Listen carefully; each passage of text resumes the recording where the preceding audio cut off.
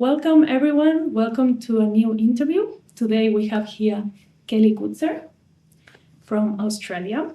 She's a really beloved reference in early childhood here in Australia. We admire really much her job, what she's been doing, especially with arts, but also with the community, advocacy of rights for children and educators. And we're gonna let her to talk about her job, what she's doing, and how she can support the community. Welcome. Thank you so much. Pleasure. For letting me be here. Pleasure. Show me around. It's been beautiful. Yeah. Welcome. Yeah, thank you. I'm going to make you some questions. Yeah. Well, I grew up in New Zealand, and so my training and my background and my heart for working with children, my mum would say, started when I was 4 years old. I always felt like teaching chose me and that I didn't choose teaching. Wow. And I think that still lives on now at, nearly 27 years later. But I moved here to Australia about 20 years ago now. And, that I think sometimes coming into another context, philosophical context, can really help you anchor into things that you go, oh, this is really interesting, this is intriguing, this is difficult. And I found a voice, I think, in the way that I wanted to advocate for children and educators around our rights to, intentionality, our right to creativity, our right to be lingering and sustained learning, and to value that and to communicate that. So I feel very fortunate now to be in a position where I have this beautiful studio and beautiful partnerships here in Australia and full-time consultancy work in early childhood, where we companion services and teachers and educators around the arts, around documentation, around leadership, lots of beautiful things. That's beautiful.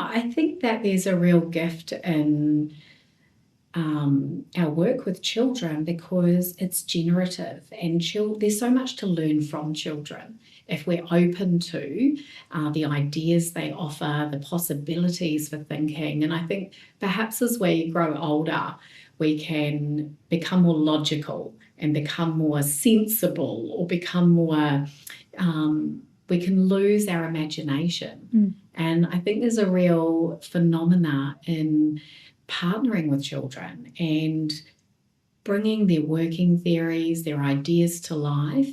And we can only do that through a partnership with children.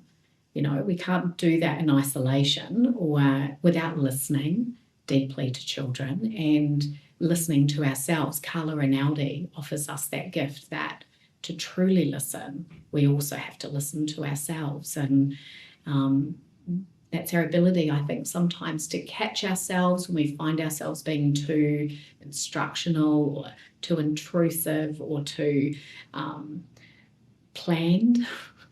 I often think I have a tendency to plan, or I'm always thinking ahead about a possibility, but I can't let that hijack the moment of being with children and letting and allowing space and the conditions in which children's ideas can flourish. And actually, I learn so much more from that. Yeah.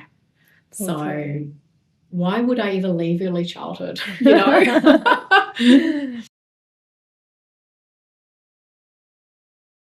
arts has always held a place in my own personal life. So there's been a natural connection with painting, mosaicing, being creative and expressive. So inevitably that became part of who I was as a teacher in my early days. But as I've kind of got a little bit wiser and more exposed to many contexts in early childhood, particularly here in Australia, I started to notice that there's a little more of an emphasis on art as an activity. So it's kind of like a bit more of a singular, one moment craft type of approach. And this also coincided with my interest in Reggio Emilia and the 100 languages. There's something really inviting about this idea that there's 100 and 100 more ways of communicating. So I see this in children. Every day in classrooms, they look to use materials or the arts to express themselves. And I think it takes an incredibly attuned educator, not just with arts knowledge and practice, but value, to be able to hold space for that and protect and even bring visibility to these ideas.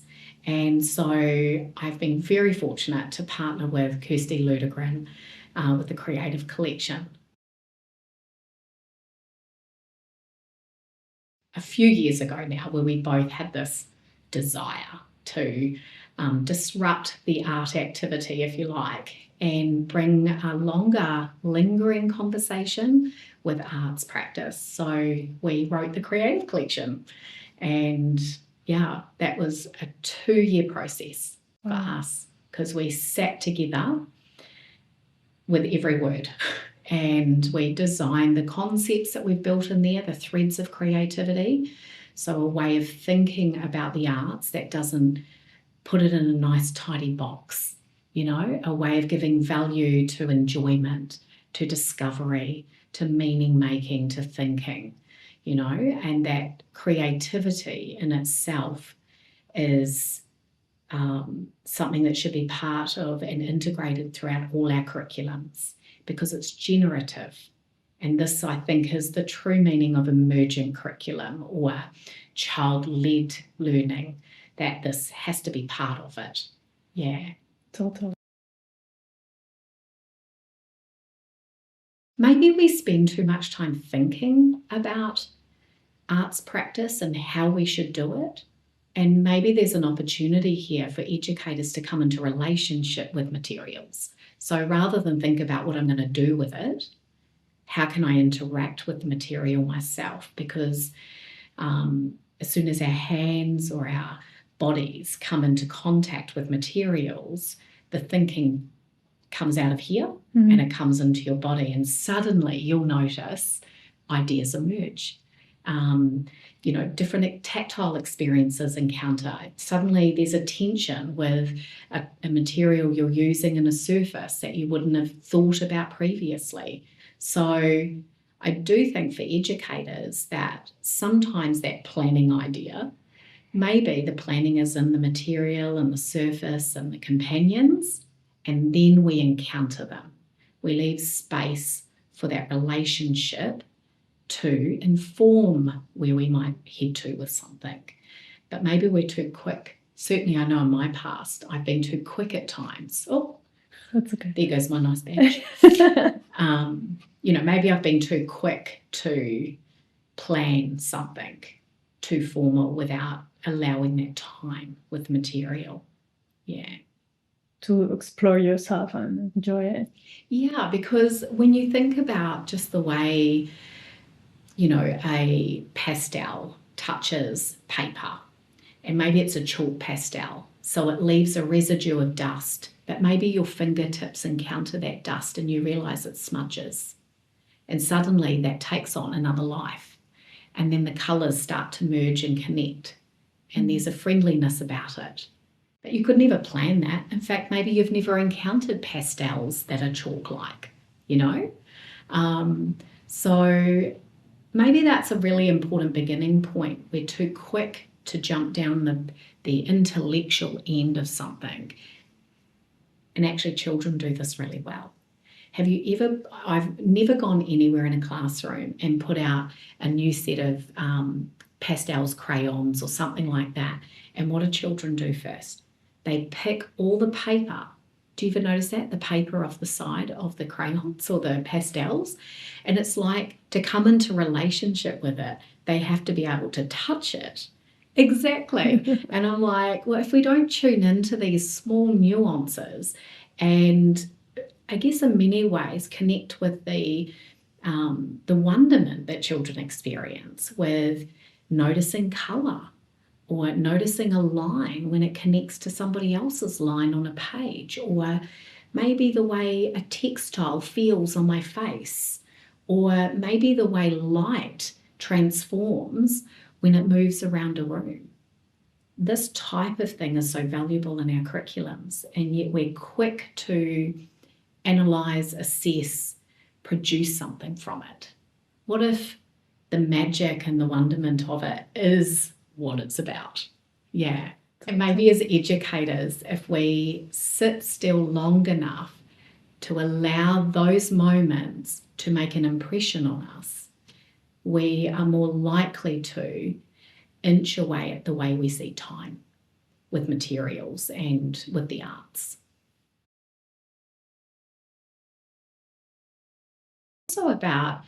It's not about excluding skills, right? So often people might, I guess, elevate the idea of learning a skill, how you hold a pen, because this is what we need to consider with writing or something like that.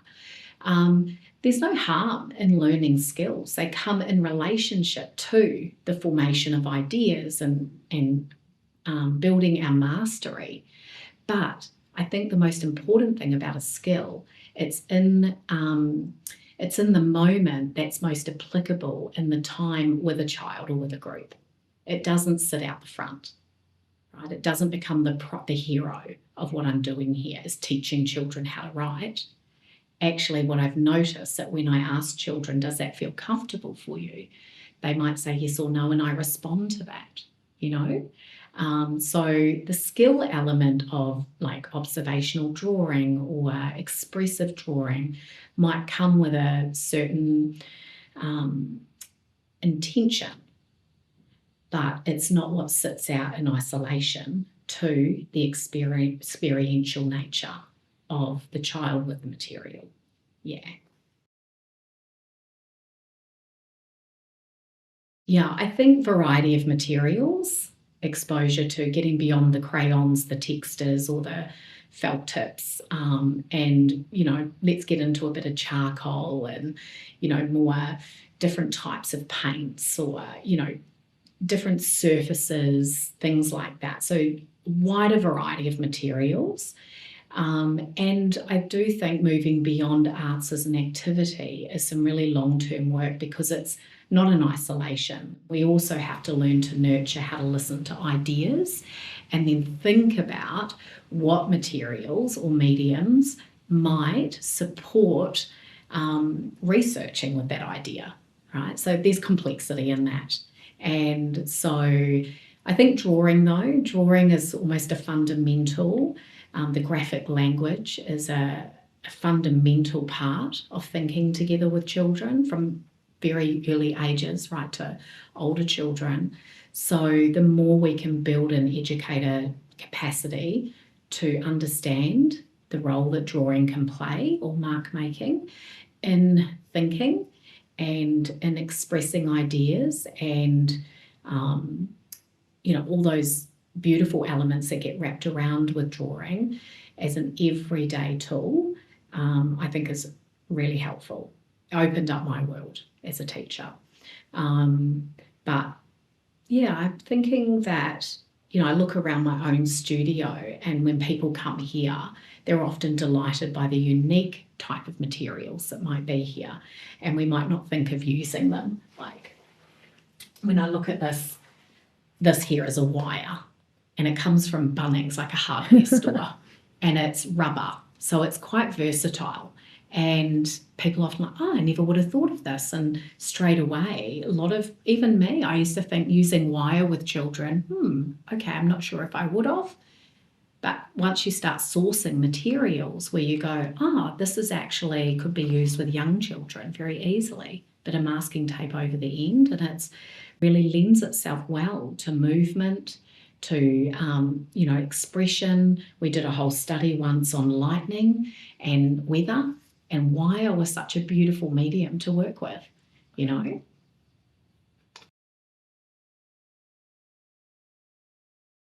If I was to talk to educators or teachers, I would say, imagine if every meeting and collaboration you had in your work next year or any year, you brought arts and mediums into it. Like, ditch the PowerPoint, go outside, be inside, but put materials around you. Imagine if our professional learning encountered the 100 languages ourselves. It's almost a guarantee that it'll become more visible in your practice. So I think that's the gift. It's playful, it's about us building relationship, and from there something will come. We offer a range of things. So with KG Learning, we offer lots of professional learning, coaching, staff meeting engagement around anything to do with pedagogy and practice, leadership, educational leadership, documentation, inquiry-based learning. We do lots of work around that real practical element of what it means to build a system where teams collaborate, think and research together. Through the Creative Collection, Kirsty and I do a lot of work around integrating the arts. So how we come into relationship with materials. So we do twilight sessions here in Melbourne, face-to-face. We have got an online series where we cover all 9 mediums over 10 months because we have an introduction book as well. And we also are doing a couple of big conferences state by state as well. So a whole range of things around all of these beautiful topics. Yeah. Honestly, when we're out there doing this work, I'm often pinching myself because I'm like, oh, how beautiful we get to be in the company of many people in our sector that believe in the same thing. And it's about how we can advocate for and realise the potential of this work and not get, I guess, burdened sometimes by some of the things that can take us away from it. So thank you so much, Kelly. It's been a pleasure to be here, to see you, get the message deeply into our own culture with arts, our connection with arts. I think it's so valuable with the job you're doing. Thank you. Thank you for sharing Pleasure. today with us and your message. So powerful.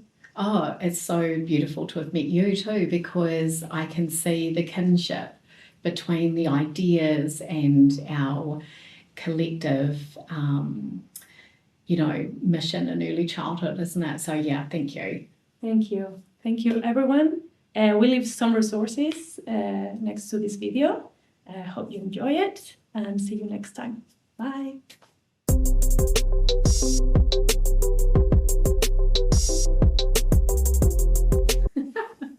And this is just improvise. Yeah. I'll just pretend it's not there. It's a